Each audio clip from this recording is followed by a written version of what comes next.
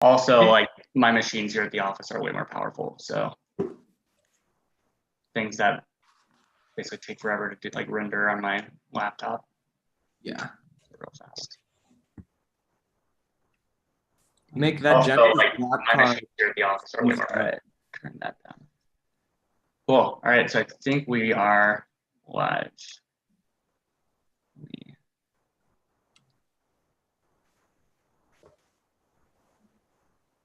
Things that basically take forever to do, like render. Go. Just a reminder, folks should probably turn the actual YouTube feed audio off so we don't have like an echo. Boom, boom. Cool. All right. We're ready to rock. Great.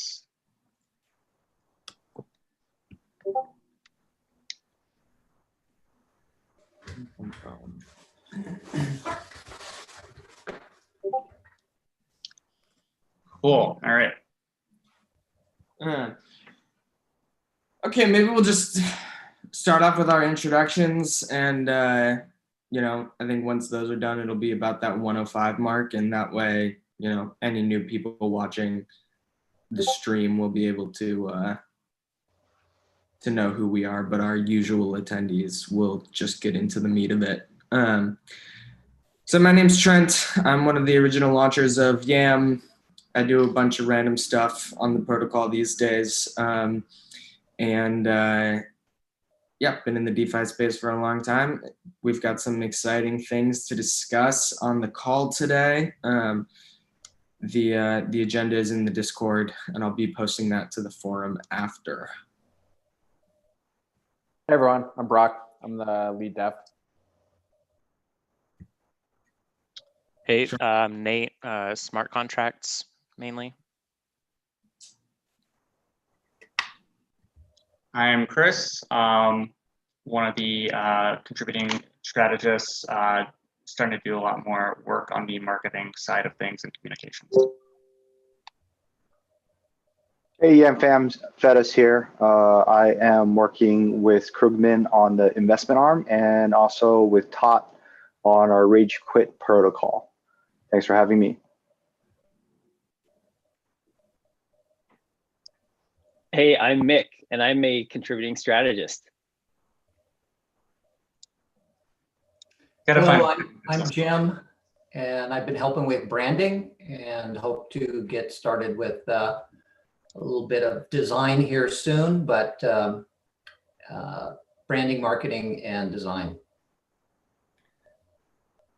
Excellent. Yeah, I think we've been doing a lot of thinking lately about kind of where some of our gaps in coverage are in terms of like the work that's been being done and kind of where we're prioritizing. So you'll get to see some of that in the call today, and part of that is definitely towards some of that marketing and branding stuff. We've had Jim doing a lot of stuff in the background for a while, but now we're starting to operationalize some of those branding ideas that Jim's been working on towards a kind of more coherent marketing strategy. So I know several of the Discord members will be quite excited to hear that we're getting serious about the marketing side of things.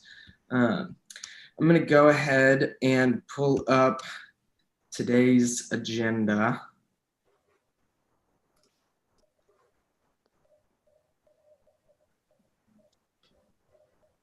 We'll just start off like we normally do, just running through the past week in governance. So obviously the big thing that we got accomplished this week was kind of what we've been calling the big updates that consists of ETH purchased from SushiSwap. This also changes the price target via the TWAP to 1 USDC as opposed to 1 YUSD.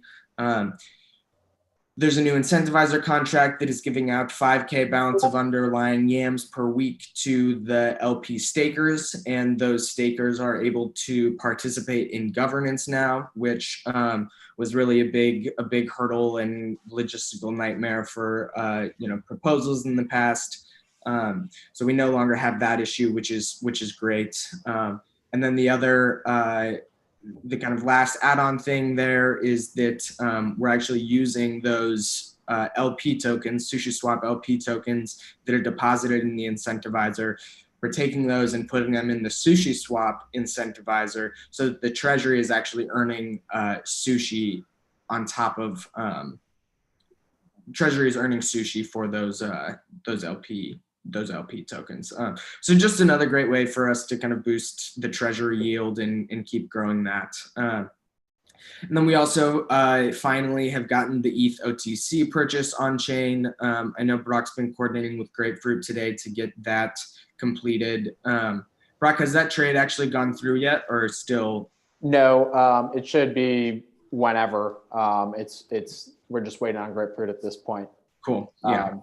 For an update, we've already got 108 sushi in accumulated for the treasury, despite it being live now for 8 minutes. So it's fun.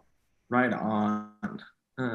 One quick comment about this is I know this is on top of mind for me, is we should strive to not make updates so large. We called this the big update, and we should have no more big updates.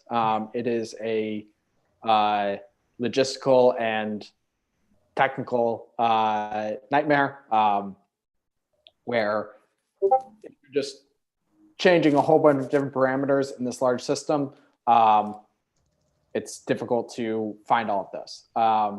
Thankfully, we found the LP bug in the last proposal prior to being in production, but keeping the updates small. A heuristic should be no more than 4 actions in a proposal.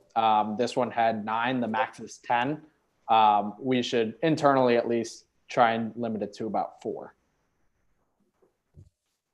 Yep, that definitely checks out. And yeah, that bug wouldn't have that was missed by PeckShield and kind of our prior tests, but we caught kind of at the last second.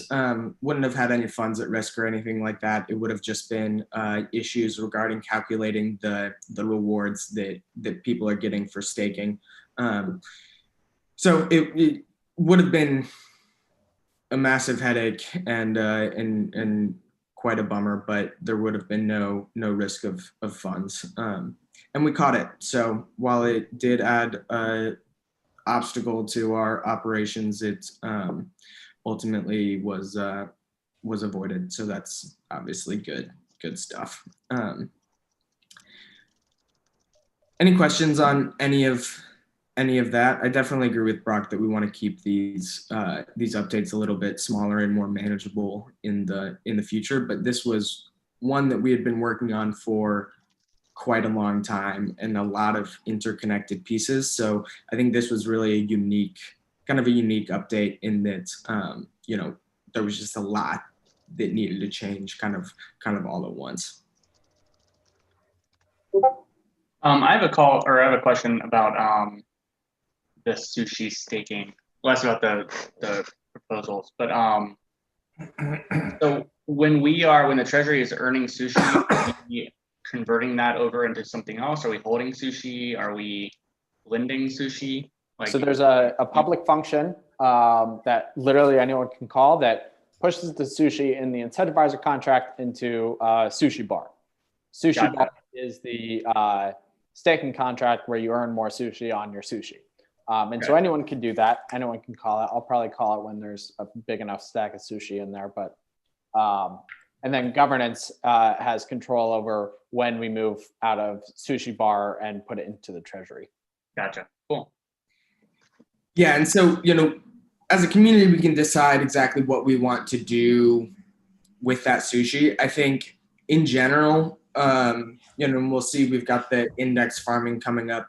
In general, I think I'm of the mindset that it makes sense when we're farming governance tokens to continue to hold those tokens.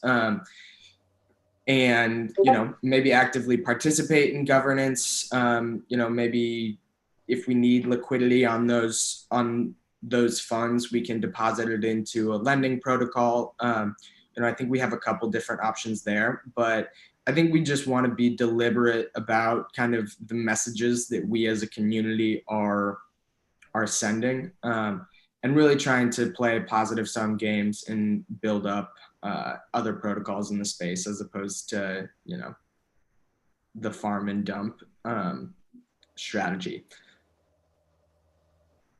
But yeah, I think those are conversations that we can kind of have in more depth. As we get into the upcoming governance, we really have two things that we're trying to move on chain currently. The first is the contributor vesting pool and the contributor governor, moving those on chain. So the contributor vesting pool was a snapshot proposal quite a long time ago that voted to mint about 790K balance of underlying YAMs that can serve as kind of a employee option pool, but really is for the purpose of creating vesting schedules for ongoing full-time long-term contributors to align those incentives for the long term. So I think this is a really powerful thing the community voted for. You know, I think we've seen some conversations around Wi-Fi lately, and kind of the hard cap of Wi-Fi's 30K limit, and the degree to which they don't have any Wi-Fi to give to their full-time devs to say, you know, here's this Wi-Fi, continue working on this protocol, and if you make it the best that it can be, your stake is going to be worth more in the future. And so I think, you know, this is just something that is clearly important for long-term incentive alignment and the growth of the community and contributor community. And so kind of along with that, we've also got a proposal live on Snapshot right now for a contributor governor contract that basically can act as a method of payment for ongoing contributors in asset like YUSD or ETH. They can be more kind of like salary type ongoing payments, project-based, contract-based, monthly-based, whatever it is. But the idea there is just to essentially lower the threshold for passing those proposals on chain. So we're remaining kind of fully decentralized and, you know, staying true to that token holder governance, but not requiring quite so much buy-in from the entire community. It can be a smaller group that kind of manages and approves those payment transactions, but also having a long enough time lock that the full Governor Alpha Big YAM governance can come in at any time and cancel a transaction that they believe is they don't agree with, is malicious, whatever it is. So I think this is just this kind of multi-governor architecture provides a lot more flexibility. And this will allow us to start to actually fill some full-time positions and get people, you know, contributing in an ongoing way and not having to wonder, you know, when the next retroactive compensation proposal is going to be, and like, am I going to get paid? Do I need to keep my full-time job and keep working on this, you know, on the nights and weekends, or can I actually just really commit to the YAM protocol in a more full-time way? So we'll talk about a little bit of that stuff with the organizational update. The other piece is the DPI ETH index farming. Once we complete the transaction with Grapefruit today, we'll have ETH to match our DPI, and we can begin farming the index once we have an on-chain proposal for that. So we're probably going to move both of these, I guess kind of technically all three of these updates on-chain either later today or tomorrow, depending on exactly where we are with the smart contract development and testing. So I think those are our main upcoming governance priorities. Anybody have any questions or thoughts on those? I think pretty straightforward. So we'll go on to the organizational update. And you can see I've got the link here for the contributor compensation framework, which is really just kind of a first draft that we can iterate on as to how we can kind of onboard new contributors in terms of, signaling interest, what it takes for someone to actually start receiving payments, defining those roles and responsibilities. And once you're an ongoing full-time contributor, kind of what your responsibilities are in terms of transparency and reporting to the community. And so I've got just like a few positions here that I think would make sense to fill in the kind of near term. It's worth noting that some of these positions, we already have people really actively working on these things. They're just not, they don't actually have that kind of title. The roles and responsibilities aren't super well defined and kind of haven't gone through that process. And they're obviously not actually getting paid yet. So I think filling some of these will go a long way in towards really getting a stronger organizational structure to YAM. And FedEx was the one to come up with kind of the first one on this list, which is the contributor manager. He kind of took the contributor compensation framework and basically said, what if we had someone that kind of was managing this flow and kind of the single touch point for people who want to be onboarded as full-time or part-time contract-based contributors. So I think that's really one of the positions we want to get on top of first, once we have the new governors in place and kind of those various payment infrastructures in place. Fedis, do you want to say anything more about the kind of contributor manager? It's basically what you said. It's a point of contact for everybody to kind of rally behind, so that things are more clear, and contributors that are actively working in YAM Discord, you guys know who to talk to. You want to run ideas by the manager to see if this is something that might be valuable enough to receive compensation. It's just a general organizational person, which is important. Yep, right on. Human resources. Yep. We gotta, we're in a weird position where we don't have the typical company organizational structure, and we've got to kind of piece it together in a little bit of a different way. But obviously, like, let's learn from the models that have been established for like borderline centuries. And this is obviously a key kind of managerial position. Next one on here, marketing manager. We'll get a little marketing strategy update later from some of our contributors who've been spearheading those efforts. But yeah, I think this is obviously a space where we haven't been putting a lot of effort, but definitely feels like it's time to, and we need to get more systematic about that, and someone really taking ownership over that. I think the trend in all of these is we need someone to feel like it's their responsibility and know that it's their responsibility and take that ownership, as opposed to like kind of everyone looking for little things that they can go execute on or are interested in, and just just getting more systematic about those things. So then we've got front end, smart contract, treasury, and set manager. These again are things that people have really stepped up and I think have started to take that ownership. But we also just need to actually define those roles and responsibilities and start actually getting these people paid, such that all of these things are just much more clearly defined.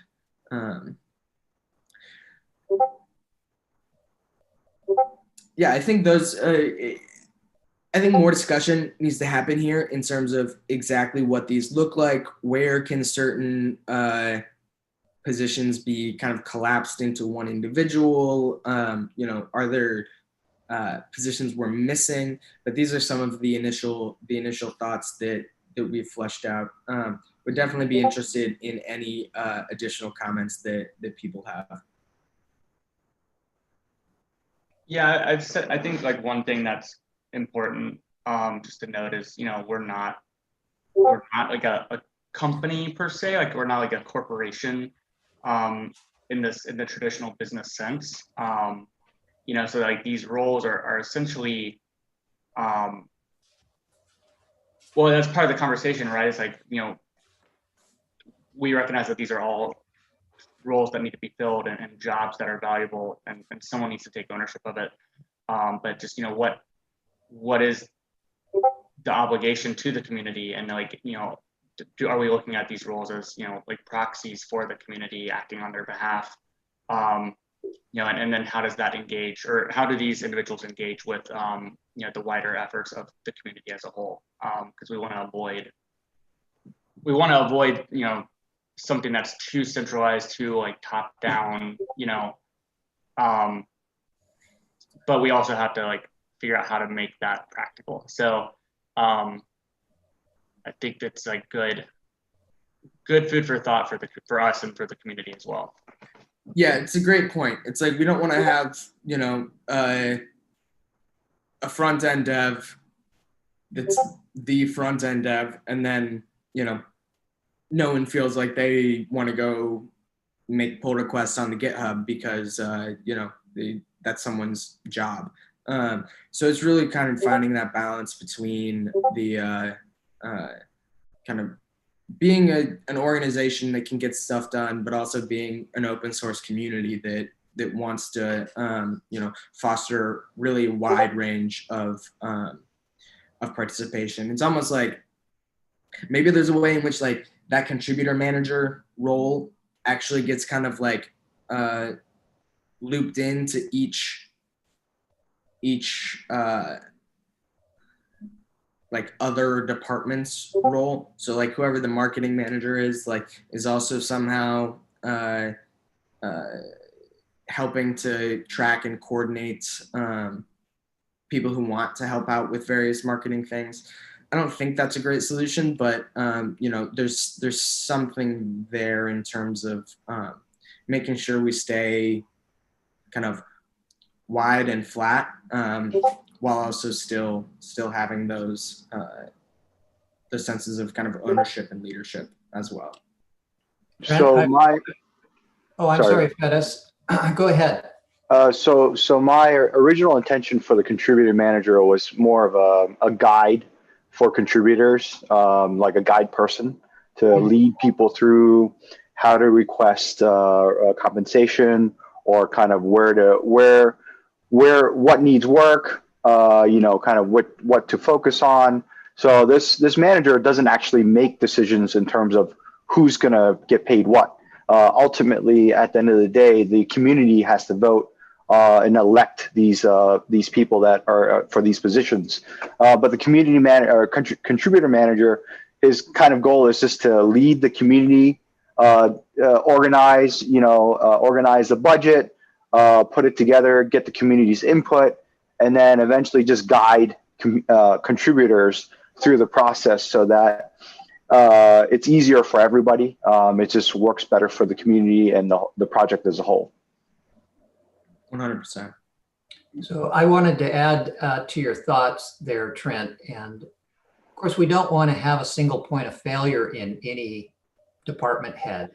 So I think it would be, I'd like to throw out the idea that it would be helpful to make part of the job, or let's say role description, include a certain amount of education. So this also applies to keeping it flatter, getting more people involved, having backup sources, and then also through some source, GitHub or whatever, that there's also a central depositories, and also the creation of some inter-department, so to speak, processes. So if somebody decides to leave, or maybe they can't participate for a period of time, that somebody else could come in and fairly easily pick up and keep going, or a group. Yeah, I think that's an excellent idea. And that's kind of what I imagine some of like an instance of that might end up being kind of what this marketing strategy document might end up being. But I think it also really makes sense to bridge that type of thing to kind of each department. Yeah, I love that. Basically, like just building out some more general onboarding infrastructure makes a ton of sense to me. Yeah, and just to add to that, there's a little bit of, let's say I'm just going to call these departments. There's kind of different disciplines that are working together in concert. And I think over time, what will naturally happen is there will become, let's say, processes for inner working together that I think could also be put into, codified too. So when somebody else comes in as maybe there's expansion and some other people are coming in to help, they can quickly look at something and says, okay, this is kind of generally how, or these are the various procedures that we found helpful in the past for how to interoperate. Yep, 100%. Yeah, I think really these roles are they're gonna be sort of two primary endeavors that they're gonna be tackling, right? It's gonna be one, facilitating the actual efforts and work being accomplished in their respective, concentrations and focuses. And then two, facilitating the exchange of information, the mustering of human capital and developing and equipping those within our community to continue to do so with greater efficiency and greater effectiveness. And we can codify that later if we want as within job descriptions or anything like that, but that's kind of how I approach it. So there needs to be sort of a desire to do both, right? Not just executing the actionable items, or not just the development side of connecting the right people and that sort of thing. It's kind of a two-handed thing.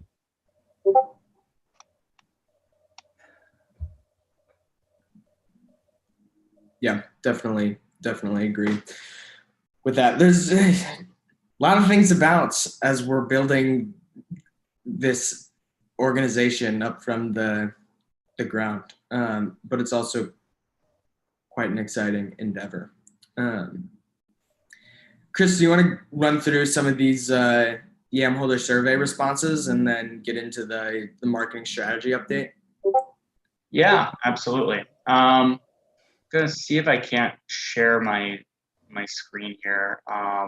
Yeah, dude, maybe I'll stop sharing briefly.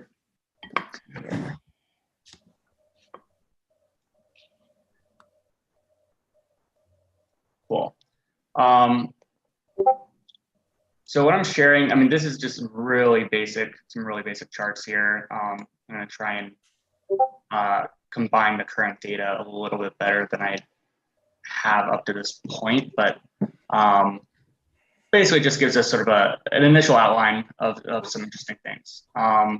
So this survey, primarily the motivation for sending it out, it was really just to get a sense of who our community is, where they're coming from, and where they're where they're getting information, where they're engaging with EM from a communication standpoint, where do they want to be engaging. Again, these pie charts are just kind of thrown together, but we had about 102 people respond. So just some caveats about this data, right? Obviously, the responses are going to be indicative of the people who care enough to actually respond in the first place. And also just indicative of the people who have the time or saw it, because we all know not everyone checks in at the same time, into the Discord even, or Twitter or whatnot. So there's going to be a certain degree of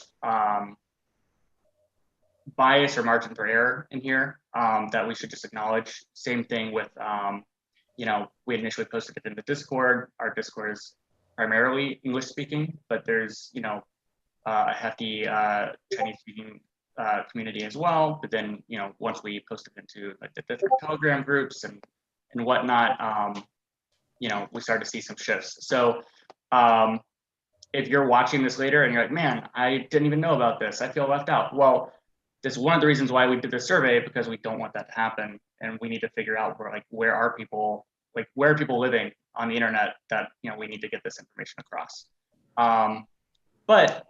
So kind of starting out, the biggest thing, just wanted to see what do people speak? Like, what are the languages that we have in our community? Obviously, English is very well represented. Also have a lot of Chinese speakers. What was really cool to me is just sort of the variety of other languages. We have just a smattering of different things: Korean, Turkish, Spanish, Danish, Greek, Irish. There are 3 of you guys who speak Irish, which is pretty awesome. And you all responded at the same time, it seems, or one after another in the survey. I'm like, do you all know each other? Is there a little Yam hub in Ireland? Because that's awesome. Bulgarian, German, Dutch. I mean, we have quite a spread here, which is really cool. It was really, really cool. So again, if you're watching this, or you're in a community that a bunch of people who love Yam and are maybe English is not your primary language, but there's a ton of people who speak X, and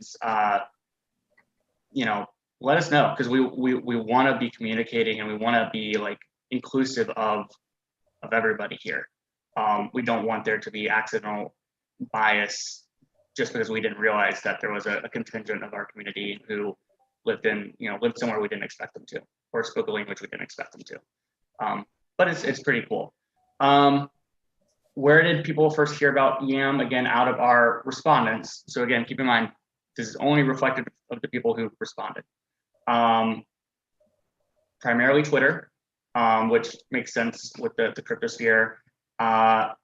Next was WeChat, which is interesting because Yam does not have an official WeChat presence that I'm aware of. I know some of our mods, especially the Chinese speaking mods, are relatively involved on that side of things and try and help out as much as they can. But it's it's interesting that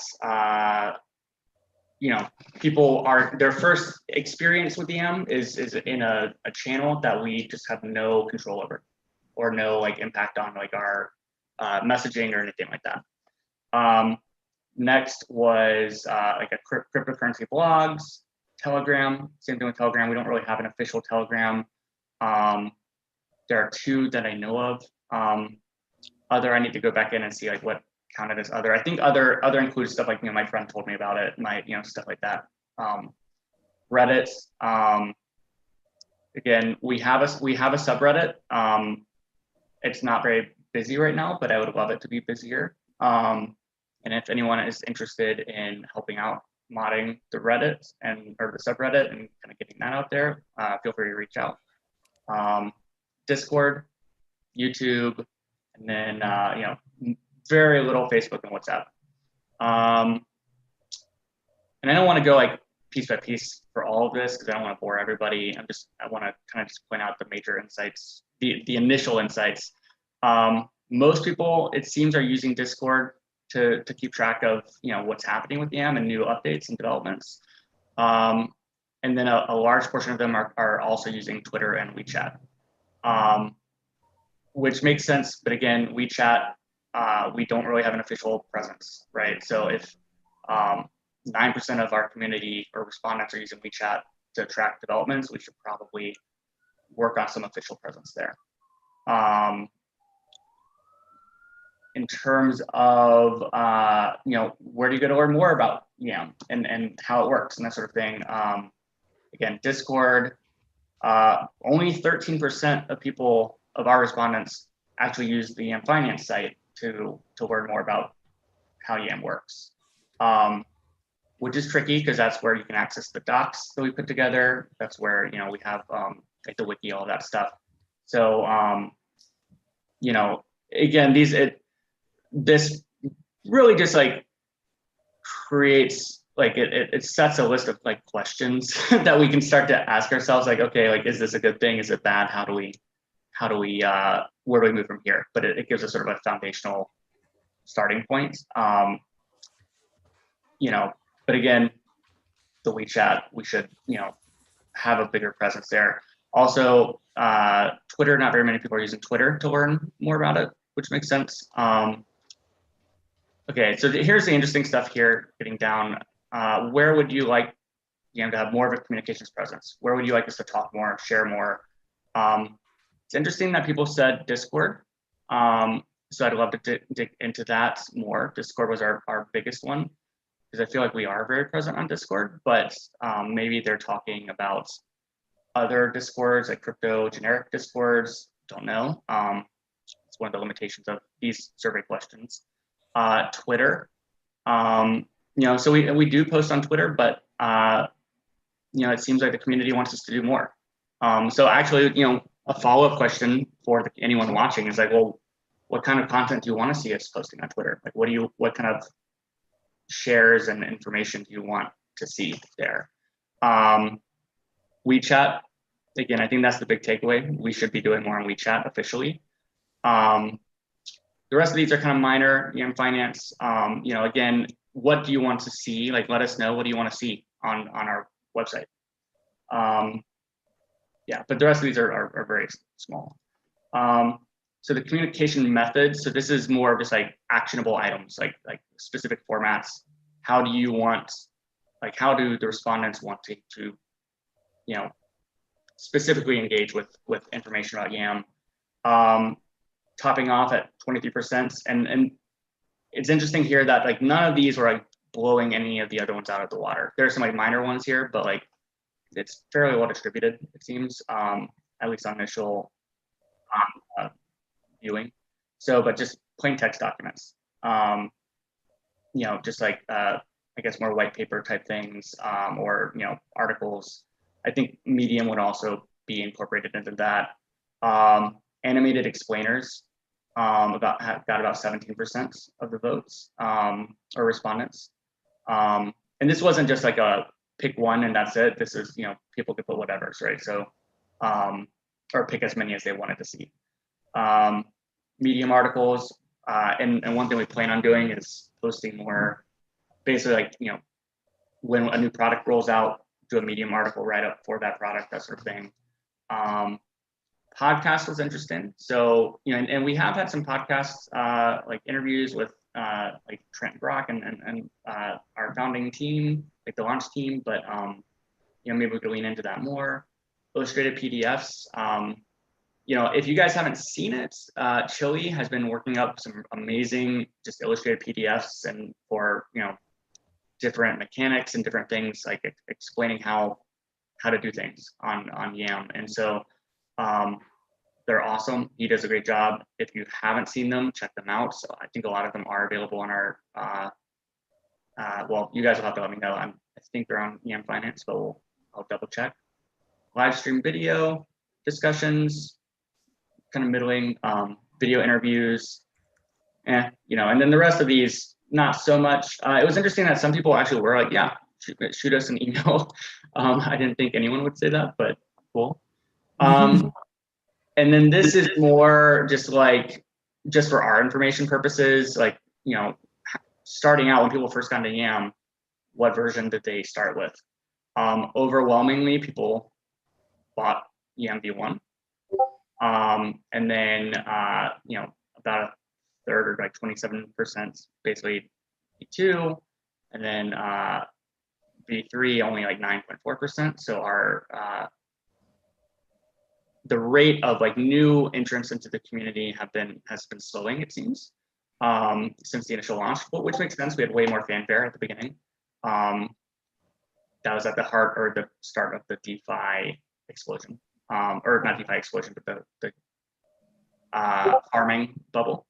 So for farming V1, what's interesting is like only like 14% of the respondents said they only farmed it and didn't buy V1. So 50% of respondents said they bought it, 14% said they farmed it, which is interesting because farming it was definitely, I think, the better play there. But you know, I think yeah, I think it's telling, and I think it leads us to it'll lead us to some good conversations, I think, about moving how to move forward. Again, if you bought YAM, was the newest version, was it the newest version at the time? 79% said yes, that's good. People are buying what's like the newest version. 14% said no, which is interesting. So it makes me wonder, like, okay, why and how? Like, were they buying V2 to migrate? Were they buying V1 to migrate? Like, about 5.8% said they didn't know.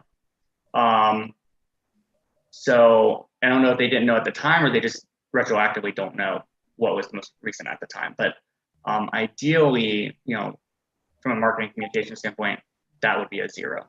Like we would, you know, people would be pretty informed and to know about it. Have you attended a governance call? That's what we're doing right now. 66% of respondents said they had not. So I think that's a big motivator for us, is like, how can we get more attendance? How do we get people to show up and watch it? And how do we get people to engage with it? Because we don't want to, you know, we like hearing ourselves talk. I do, but you know, we want to be actionable and help people like answer questions and make this meaningful for people. About 5%, almost 5% said they just didn't know. They don't know where governance calls happen. So we can work on explaining that to people, pushing them towards the YouTube channel and the links. A little less than 3% said they don't know when governance calls happen. All that information is available on the Discord, but again, if not, you know, if only, you know, if 40% of our community isn't, you know, tracking our developments on the Discord, and if 50% of people aren't learning about, you know, YAM, you know, on the Discord, or 49%, that means that there's going to be a lot of people who don't know how to get to the governance calls if the Discord is the only place that we're telling people where to go. So that's about it for this for that data, but just thought I would share it with everybody. Again, very simple survey. There's, you know, lots of there's a lot of opportunity for error in terms of just, you know, it's not, you know, this isn't gospel. Like, you know, there's definitely some implicit bias in survey questions and all of that. So, but it is a good starting point for conversations. That's what I got. Anybody have any questions? In general, I think this is super interesting stuff, and like particularly for some of our marketing strategies, ideas and plans, this is going to be super helpful. Largely, and sometimes just like showing us where our blind spots are, and figuring out like, okay, if people aren't going to a specific resource that we think we really want them to go to, how can we start to point people in those directions? You know, just where are we missing things, I think, is the biggest thing. Because right now it's like Discord is clearly our main communication channel, and it's where we spend the most time and effort.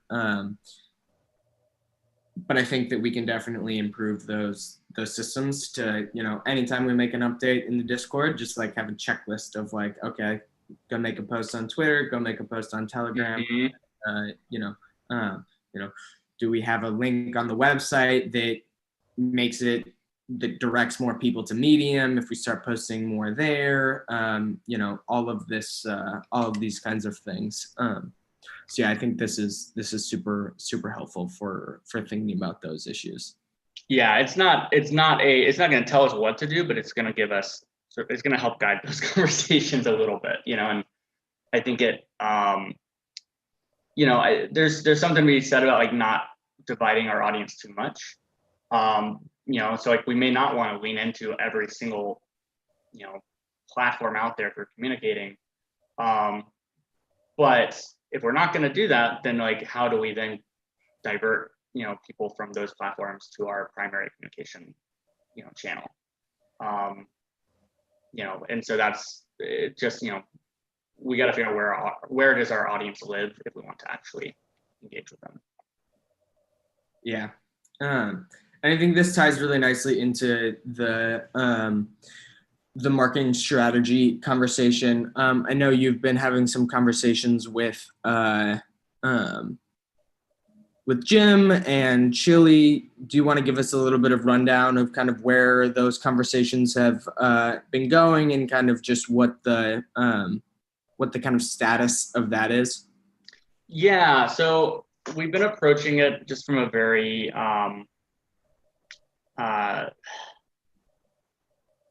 I would say like very purposefully, and trying to approach it from almost like we were developing a product, right? And in this sense, I would even argue that like marketing and communications are they're a yield-bearing asset of human in terms of human capital, and so in the same way that we are sort of developing YCP and there's a roadmap.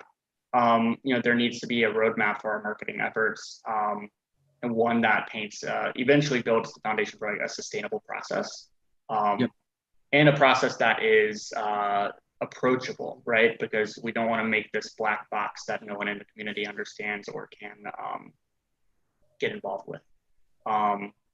So one of the big things is, and this is, Jim has been doing such great work on this, is that, anytime you're dealing with marketing or advertising, there are basic fundamental questions you have to ask yourself and be able to answer about your brand. Like if you're a company and you're selling, tchotchkes, like you need to know like, well, who am I selling this to? What's the value add that I'm presenting to them? Like what's, where do those people live? How do I get my message in front? What do I want them to do when they see my message? Like, and in the marketing and advertising world, there are all kinds of fancy names for those answers, right? Like call to action and stuff like that. But like you have to know who you are before you can start telling people that. So that's a big part of what Jim's kind of been digging into with his brand identity work. And it's going to be really important, I think, before we can dig into the marketing more. It's just that we're going to need to finish that up, and we're going to need to prioritize not locking down our identity because it's going to evolve over time, but like as a community affirming that, like, okay, cool, like this is for now, this is an accurate depiction of who we are, and we want to put this out into the world. So we had, we're starting to have some initial conversations, and I am putting together a document. It's halfway finished at this point, but just some fundamental milestones that we have to hit before we can really start like create an actionable marketing plan. So some of those milestones include identifying like who is YAM built for, and is that audience the same audience we still want now? Do we want to go sort of be putting out information for those folks, or do we want to broaden our audience?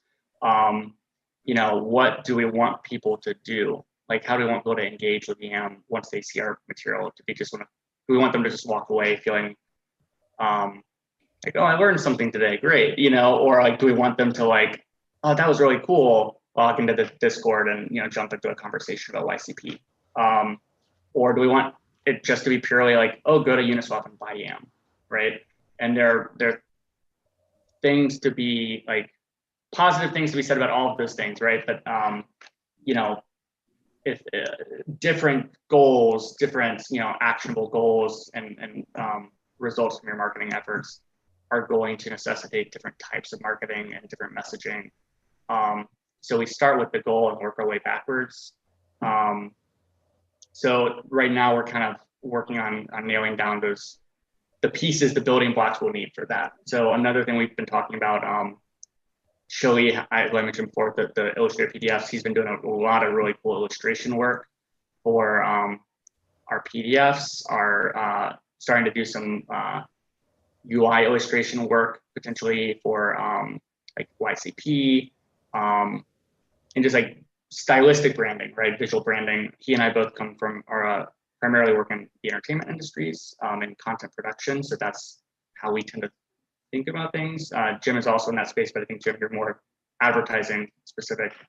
So I kind of straddle that line, but you know, one thing we need is to determine like what is the visual aesthetic of YAM. And again, it doesn't have to stay the same forever. Like brands rebrand all the time. But typically, you know, you want your branding to feel consistent. So when people see it, they know, oh yeah, this is YAM. Like and they know how to feel about YAM. And that's a big part of what the visual does. Is it helps to communicate how you're supposed to feel about something you're looking at.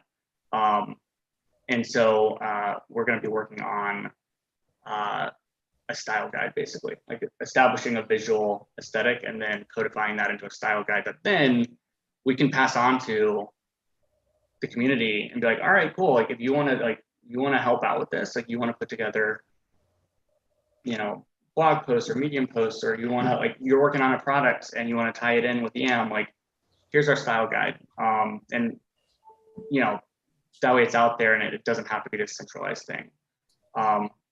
So that's something that it's important if we start to want to pursue any more visual content, just because it's like, well, if we're going to make an explainer video, what is that explainer video going to look like? And does it do all of our, you know, animated videos have to look the same, right? Those are kind of questions we need to answer. So those are sort of the current updates. Let me see if I have.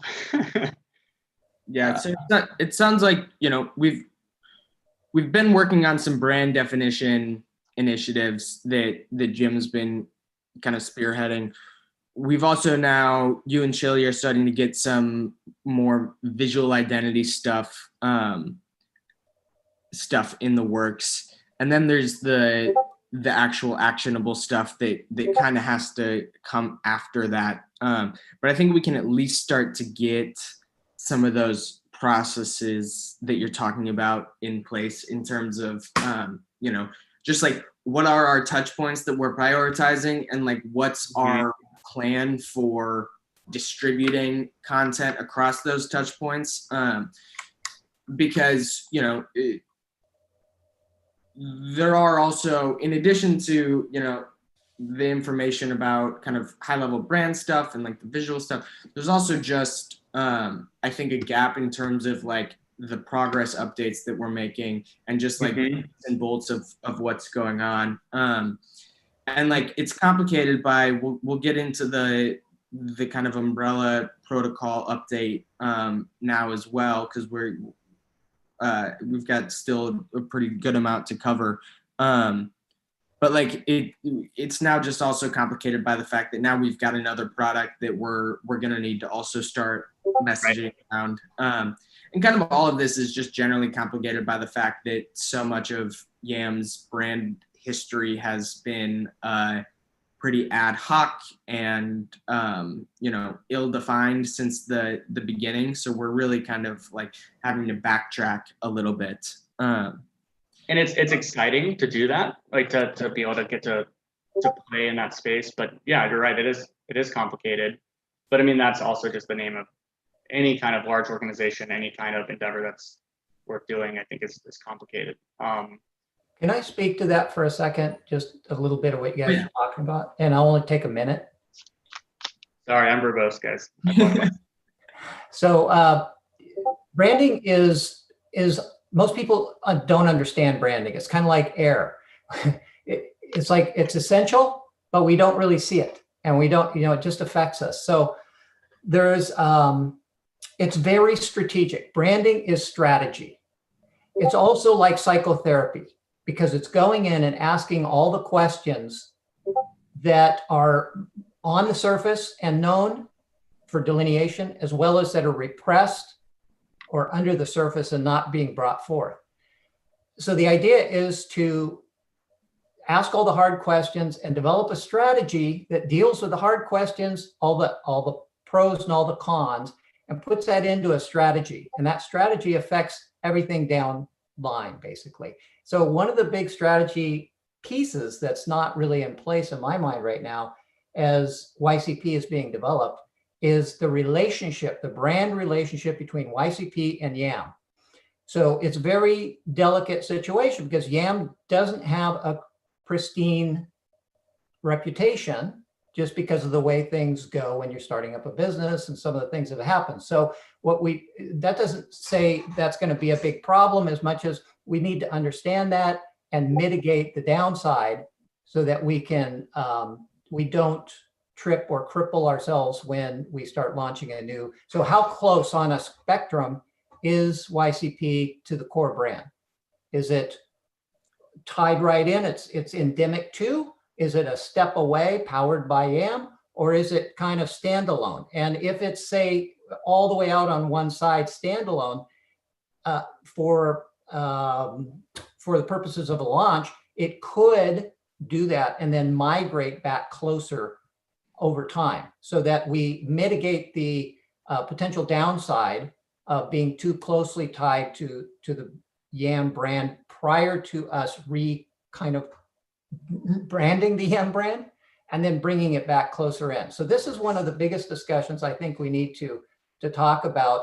Then the second thing I want to say is that when I've done this branding project in the past, many times over with companies, they go, yeah, okay, now you've asked all these questions. We got to go think about it. We got to get back to you.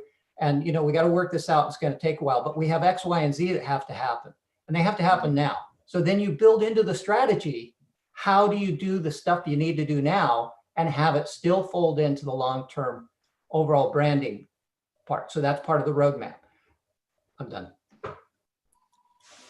Yeah, those are good points. I think particularly this idea of, you know, exactly what the relationship between Umbrella and YAM is, I think we need to give some more thought to, because it's one of those things where we want the launch and its success to flow into YAM, but we don't necessarily want to hang our hat on the Umbrella protocol, which, you know, we're putting out as an MVP. We don't really know its product market fit at this point. We've still got a lot of kind of testing and iteration to go on it. So I think that is a really key question. As we get into just the protocol update, I posted a little roadmap earlier this week, which I'll open up now and just kind of briefly run through, you know, kind of just the next couple weeks and show where we're going with this. So we've got a light paper that kind of has a finalized design for what we're going to be putting out in the next couple weeks, how the protocol is going to operate. We've also got a landing page mocked up that is pretty much ready to go, and a passing vote on Snapshot in terms of the name, which again is going to be Umbrella Protocol. We can call that, you know, Umbrella Protocol, Umbrella Protection Protocol, Umbrella by YAM.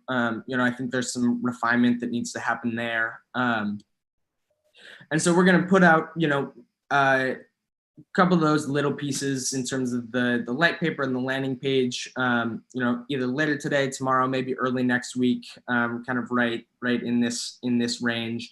And then we're going to work on defining the first meta pool and what we want to kind of use as a test case. And I'll let Brock give a little update on the code development. And, you know, we've got this idea for a capped launch of this test pool, just really for the internal YAM community to go play around with this. Let's get it in a live production market with, you know, a small amount of funds that can possibly go in there, and just see how it performs, you know, in a production environment where kind of some of the market incentives are how they're gonna play out.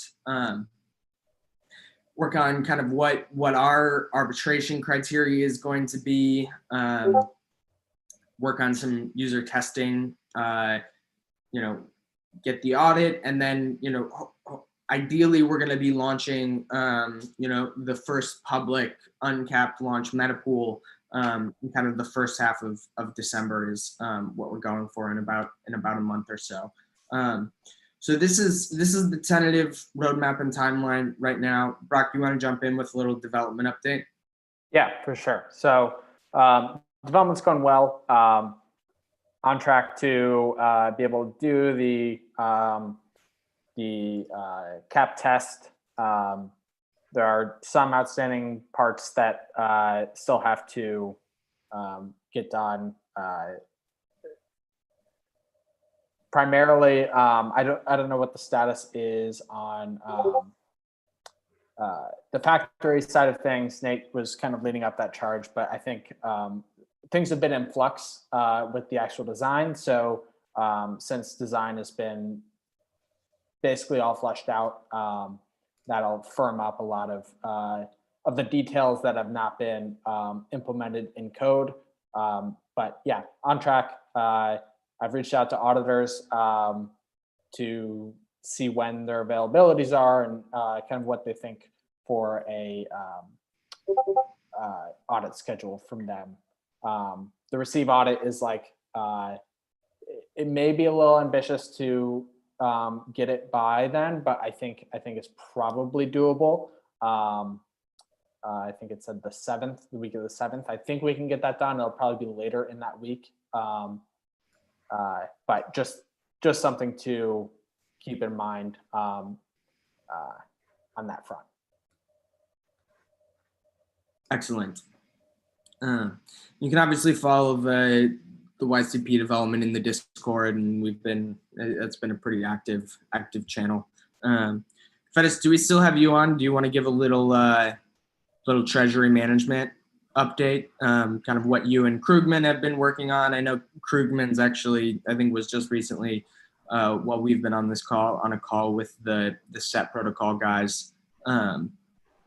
But yeah, just kind of a brief rundown of, I think most people are familiar with, in general, what we have going on with the investment portfolio in kind of, how we're thinking about this and what the general plan is.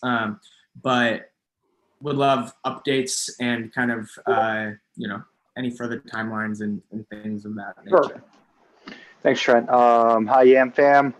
So I'll keep this quick and short. So as far as the investment portfolio, right now there's a poll up on the forums to decide on the portfolio strategy. We basically, me and Krugman, so in the past I used to do financial planning, wealth management, and we try to simplify things to make things easier, more easily understood.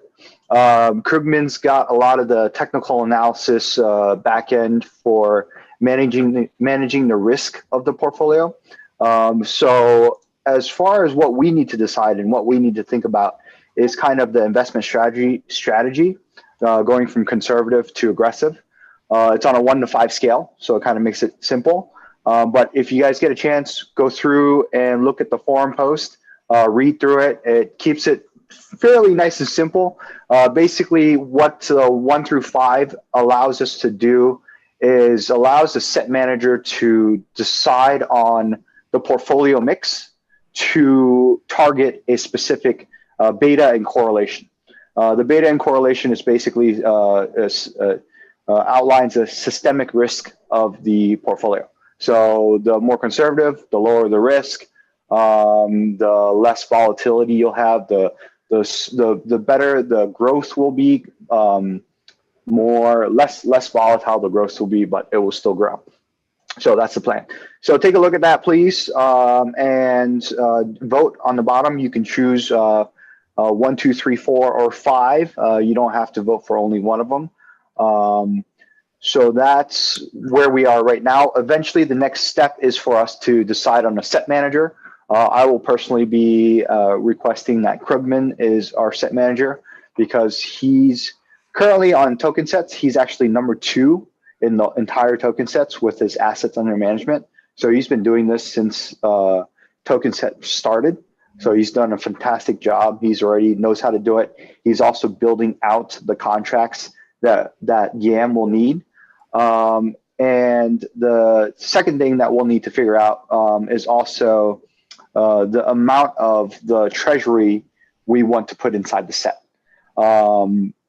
We'll have to kind of look at different factors as far as what we might need to might need to earmark for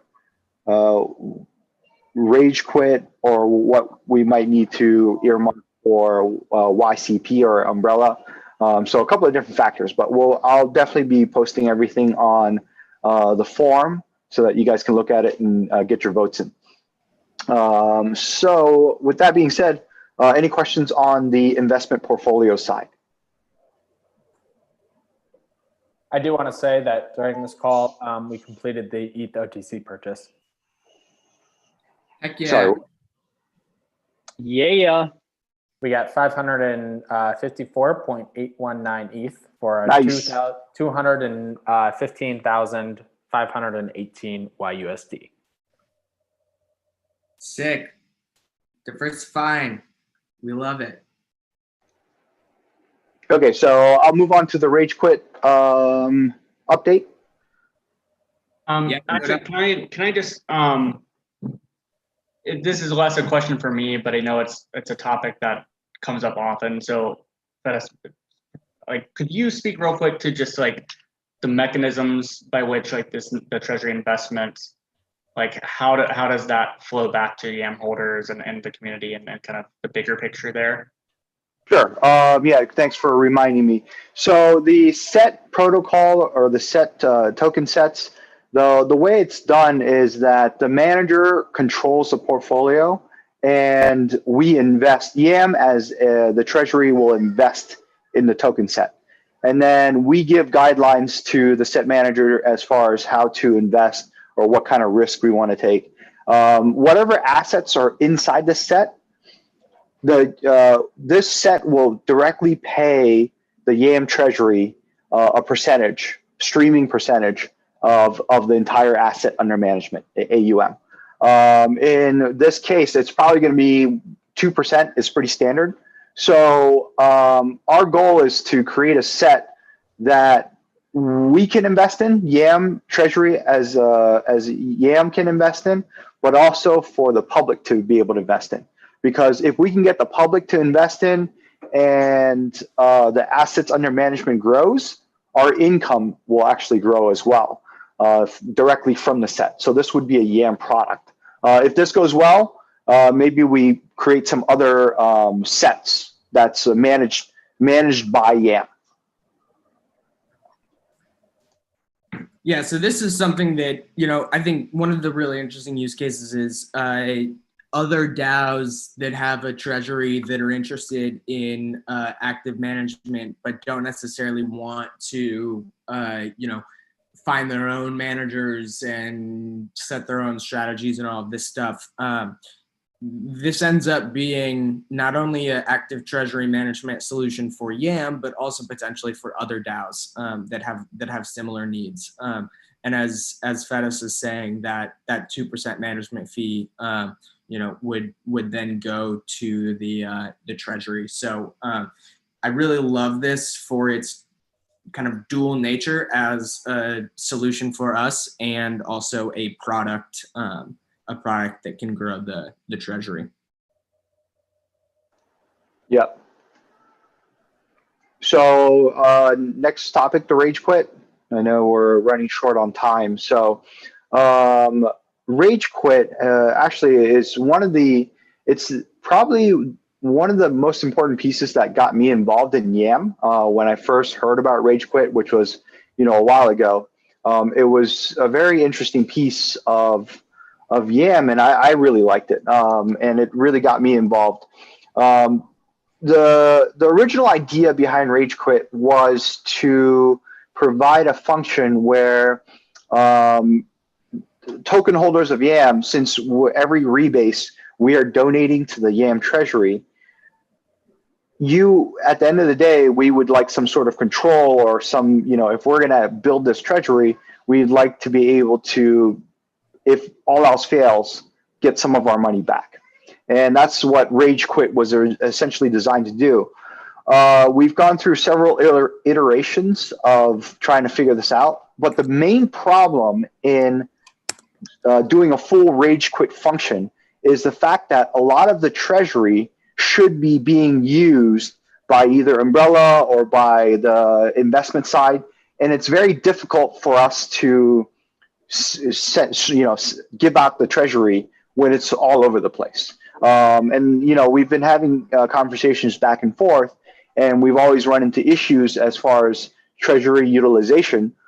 One point, we don't want the treasury just to be sitting there to be used for Rage Quit, but the other point is that we don't want the entire treasury to be gone and not be able to be used for Rage Quit.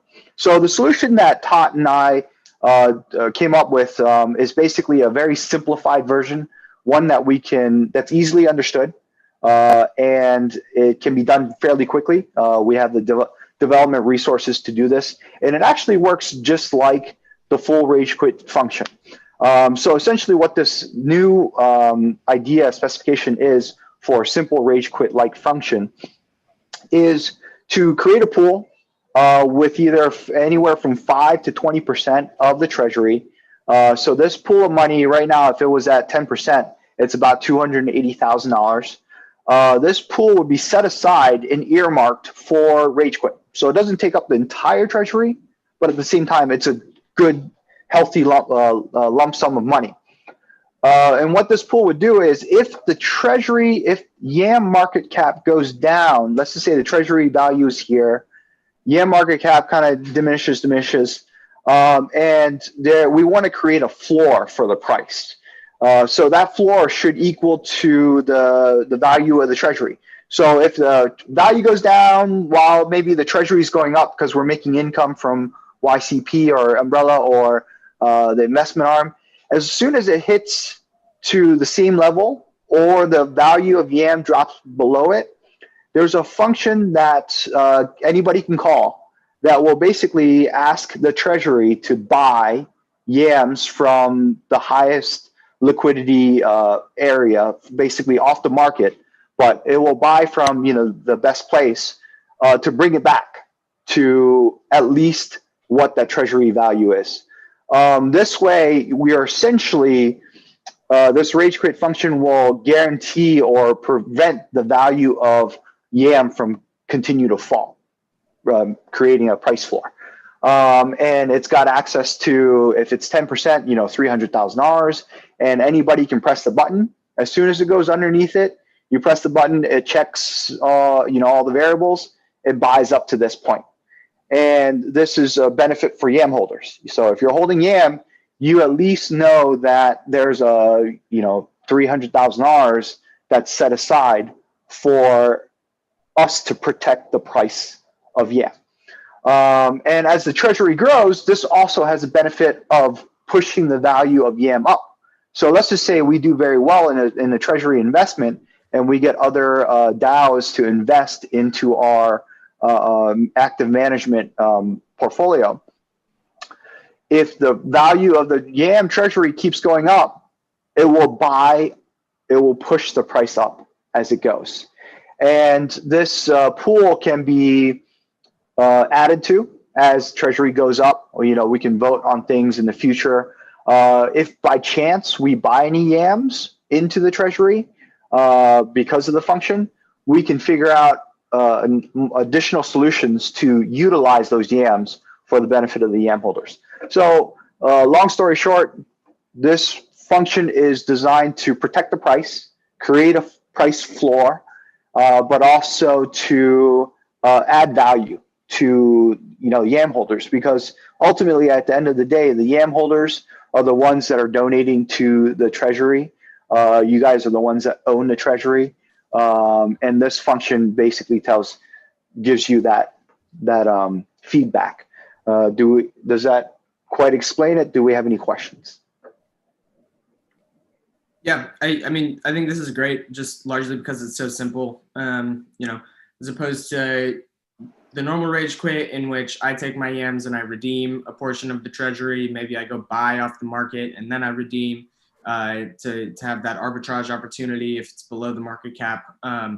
This just allows the treasury to execute that transaction directly. So it actually is I think more efficient. And ensures the price floor more effectively.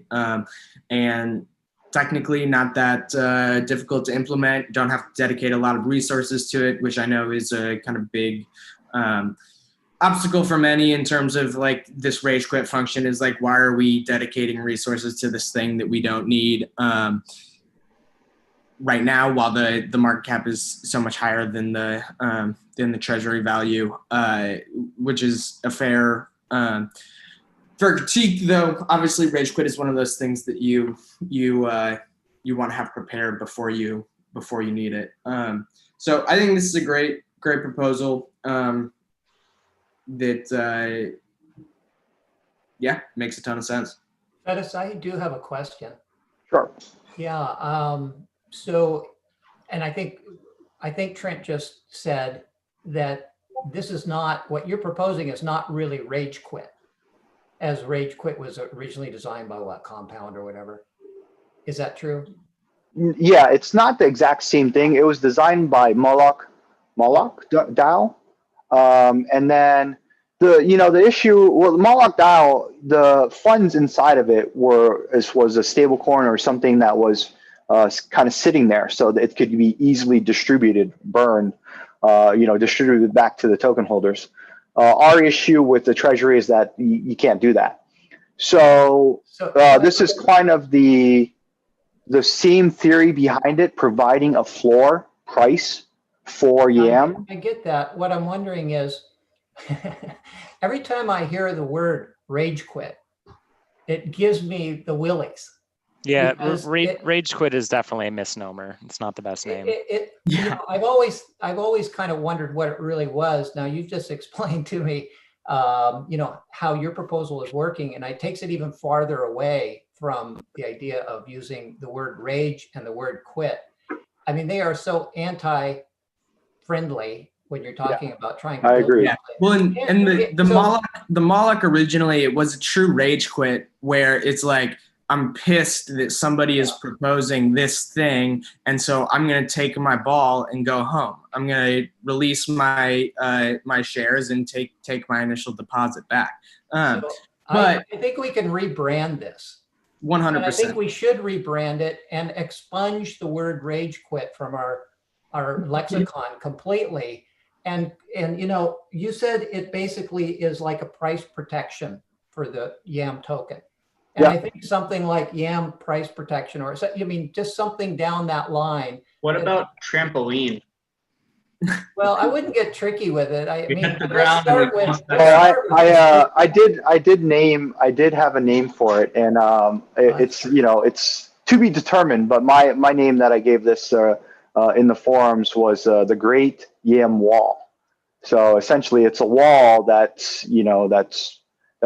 protects the price of the yams. It's like a moat. Yeah. Yeah. I like wall. Well, the wall, yeah, something different, anything different would be just very helpful, I think. Great wall of YAM. Yeah, I think our Chinese community might like that one. That's what I'm hoping. Yeah. That is, so the purchase, the YAM purchase that happens in the event that the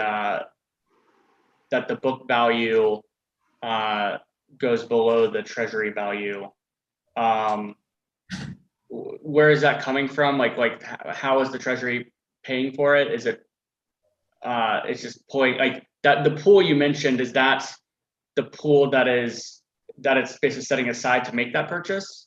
Yeah. So this proposal sets aside a pool of money to make that purchase, and then the purchase will go back.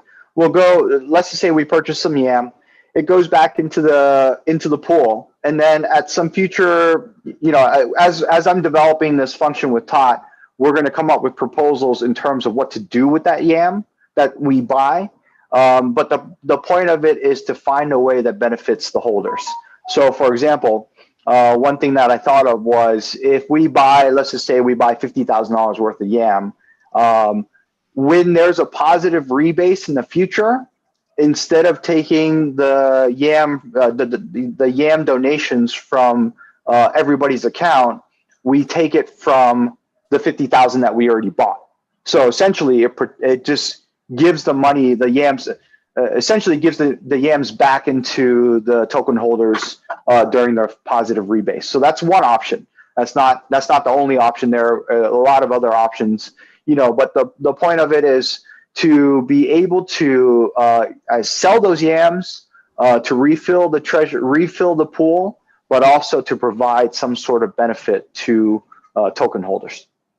I mean, I know this is, hopefully we never get to the point where we even have to purchase those yams, since, the treasury can just mint yams if we want yams. But, there's a world where we can even, if the yam liquidity pool is still being incentivized by like Sushi Swap, even like there's a world where we can even just like stake those as the treasury to earn sushi that way or something like that.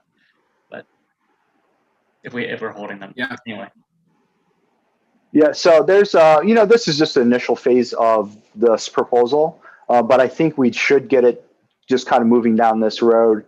I don't think the dev time would take too much because a lot of it's it's a fairly simple function. Anybody can call it kind of like our rebase. Once we get the initial function going, we can figure out what to do with those yams in case ever it happens. The only time that I could ever see us using this is if there's some sort of black swan event. Like the price of Bitcoin crashes and everybody's trying to get out of things. And the cool thing about it is that you want to buy low, and that's what this treasury and this pool does. Is it helps us buy low, and then once the price of yam recovers, we're able to utilize those funds to rebuild the pool, but also to possibly as a benefit to the yam holders that held through it. I think it's a brand asset. Yeah. If it's never used, it doesn't matter. It's something that provides a level of confidence and security.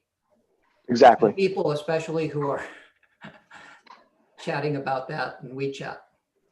Yeah, well, I mean, the rage quit came about as a question of, okay, I'm donating money to the treasury, but do I really own the treasury? Well, if we have something like this or rage quit or the Great Yam Wall, the treasury's here to protect the holders. Nice. I think it's great. I'm on board. I like it. Any other questions?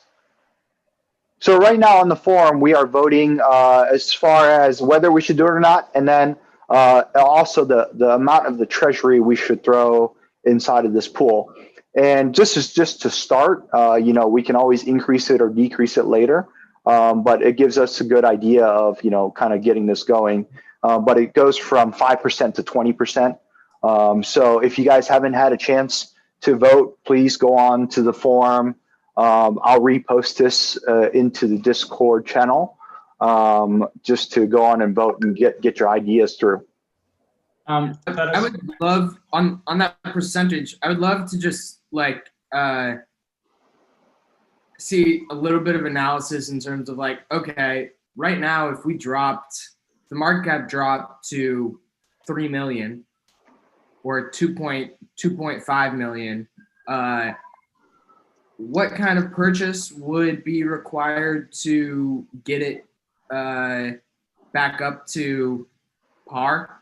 I'm guessing based on the liquidity inside of the market cap at that point, it's quite a small purchase, somewhere under 100K. And I bet you could do that same sort of analysis for even a $10 million treasury and even a $10 million treasury, right? Say put it out there into the future a little bit and assume 2 million in liquidity and assume that we're not going to drop below, $1 million. Like, what's the purchase that is required to get us back up to parity? And that can kind of guide how much we think that rage quit earmarked amount needs to be. Because we don't need it to be like, $250,000 if the chance of it ever happening, we would only need $50,000 to get it back to parity. I think your spreadsheet for the LP liquidity, the slippage, is exactly what the same thing that we could use to just model this. It would be just plugging in the numbers. Yeah, that'd be awesome. Yeah. Well, we also would want to avoid a situation where like, so this happens, right? Some sort of black swan event happens. We have to protect the price floor. And as soon as that action goes down, it like pops back up to where it's supposed to be, and then immediately, dips back down, right? It becomes like an arbitrage opportunity for people who are in the know.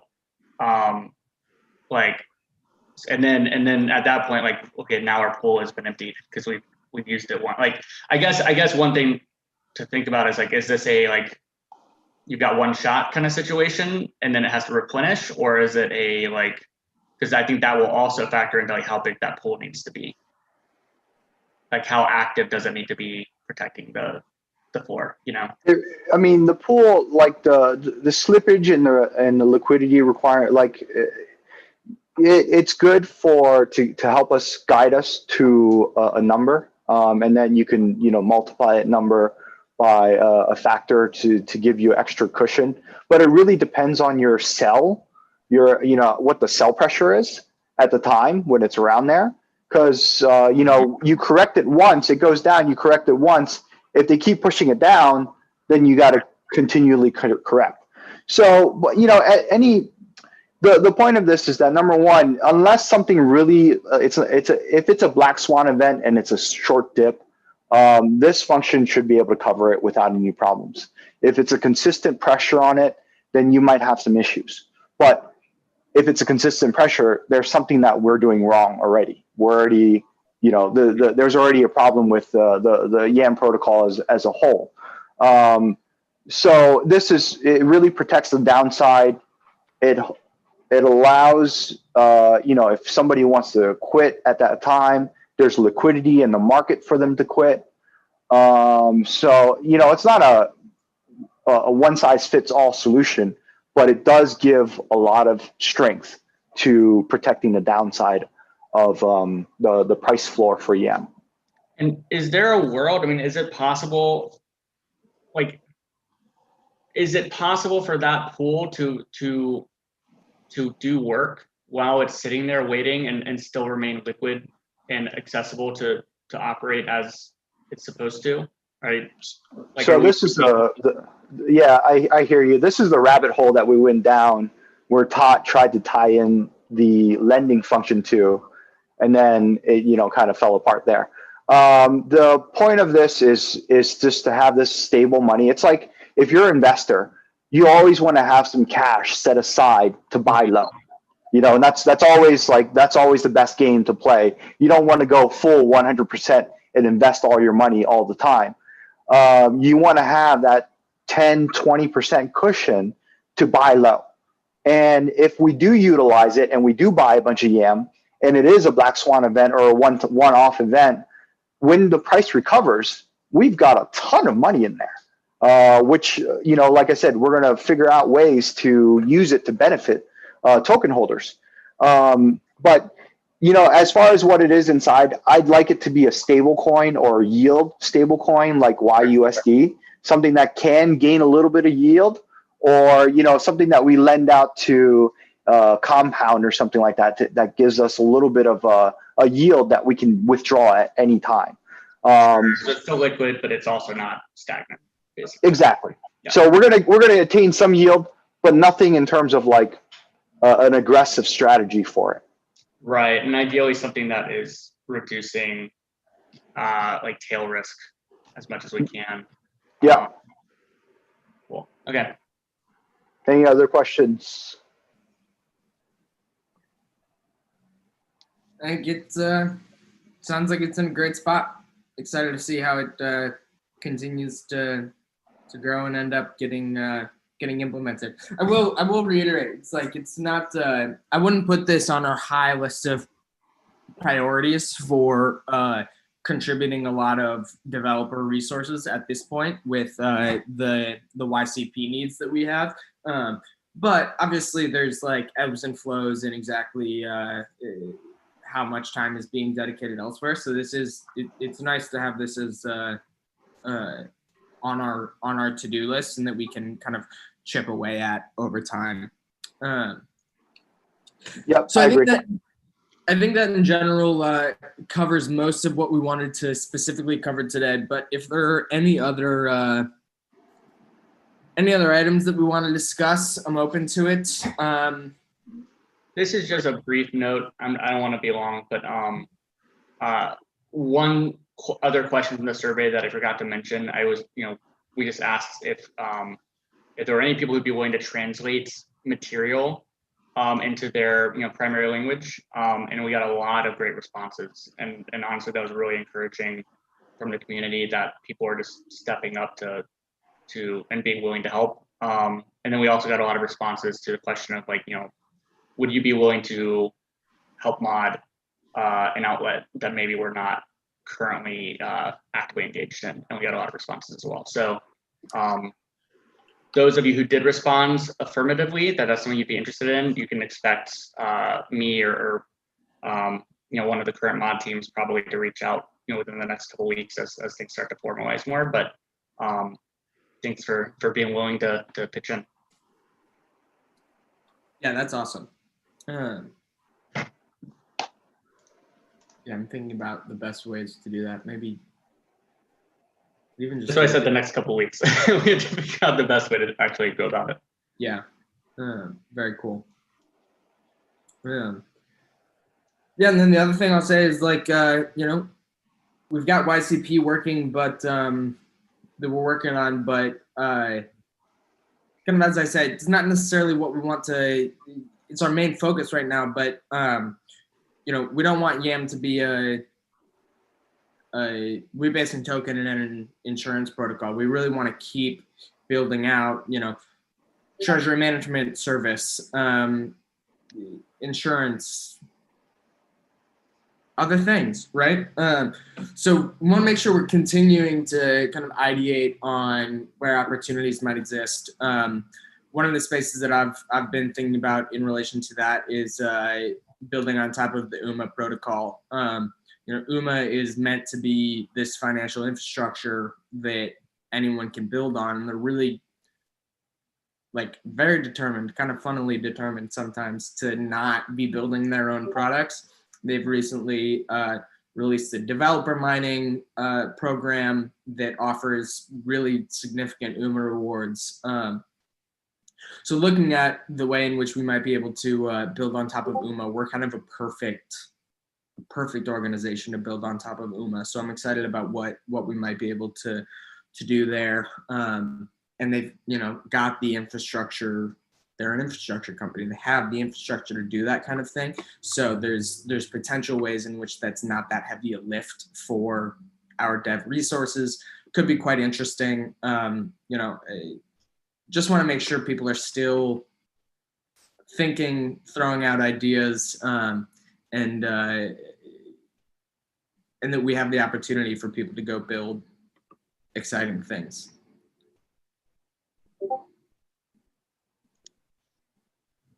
Jim, I think you're on mute if you're talking.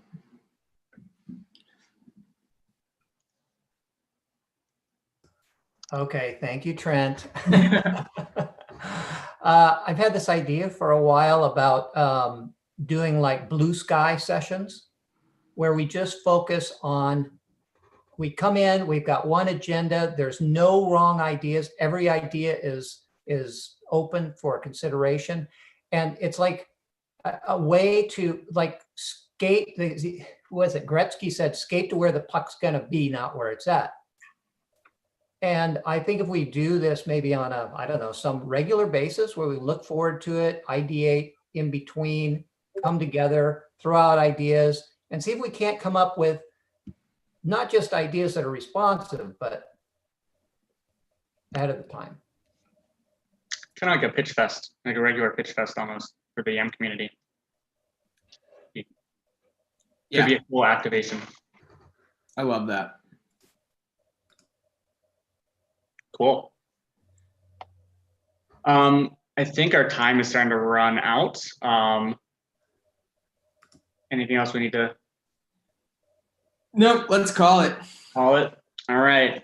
Well, thanks everybody for tuning in, and those of you who are going to catch up later, thanks for watching and listening. And as always, if there are questions that you have, feedback, or things that you hear that you're like, man, I really want to get involved, that sounds awesome, hit us up. Hit up the volunteer channel. It's becoming more and more active. And that's kind of that initial step towards, becoming more involved and finding out where the needs are. Just let us know a little bit about who you are, what your skill set is, and what your interest is, whether it's a specific product or whether you're just like, I'm willing to do whatever within this, ballpark. But thanks, guys. Right on. Hey guys. Yes. Thank you. See you guys.